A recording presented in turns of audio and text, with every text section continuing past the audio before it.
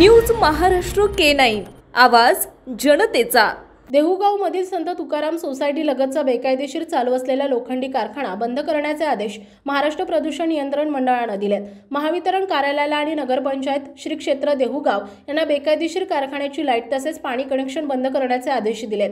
संत तुकाराम सोसायटीमधील नागरिकांना, अबालवृद्धांना, शाळकरी विद्यार्थ्यांना होणाऱ्या ध्वनी आणि वायू प्रदूषणाच्या त्रासाबाबत गेल्या काही महिन्यांपासून जो आवाज उठवला त्यास न्याय मिळालाय। येथील रहिवाशांसाठी स्वतःच्या घरातून बाहेर निघणं किंवा खिडक्या-दारे उघडे ठेवणं अवघड झालं होतं। स्वतःच्या घरात कोंडून घेऊन देखील पेंटचा उग्रवास आणि लोखंडाचा कर्णकर्कश आवाज यामुळे नागरिकांचा घसा दुखणं, डोकेदुखी, डोळ्यांची जळजळ यांसारखे आजार होत आहेत। म्हणून या सर्व त्रासाला कंटाळून संत तुकाराम सोसायटी येथील नागरिकांनी महाराष्ट्र प्रदूषण नियंत्रण मंडळ तसेच जिल्हाधिकारी कार्यालय पुणे आणि पोलीस आयुक्तालय पिंपरी चिंचवड, स्थानिक प्रशासन मुख्य अधिकारी श्री क्षेत्र देहुगाव, नगरपंचायत यांना वेळोवेळी लेखी तक्रारी दिल्या।